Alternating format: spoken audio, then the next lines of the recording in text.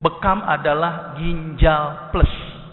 Ginjal adalah organ yang mengeluarkan racun-racun atau zat hasil sistem metabolisme yang tidak berguna tetapi larut dalam air.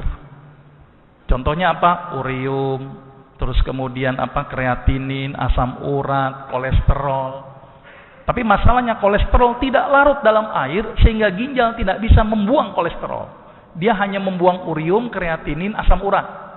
Terus bagaimana kolesterol bisa dibuangkan, Pak? Kolesterol bisa dibuang ketika tadi bekam. Bekam adalah fase pembuangan ginjal plus. Artinya apa yang dibuang ginjal dibuang juga oleh bekam, tapi apa yang dibuang oleh ginjal yang tidak dibuang sama ginjal tapi dibuang oleh bekam. Bahasa medisnya adalah ginjal membuang hidrofilik, arti yang larut dalam air. Sedangkan bekam membuang hidrofilik plus hidrofobik. Apa itu? Yang larut dalam air dan larut dalam lemak. Maka itu kenapa bekam bisa ngobatin kolesterol. Bekam bisa mengobatin kelebihan urium dan kreatinin. Bekam bisa mengobatin asam urat. Bekam bisa menurunkan tensi. Kenapa? Saya akan terangkan nanti di sini. Berarti kesimpulannya adalah bekam membuang zat-zat yang tidak berguna seperti ginjal membuang zat-zat yang tidak berguna, namun bekam bergunanya plus. Itu gambaran sedikit.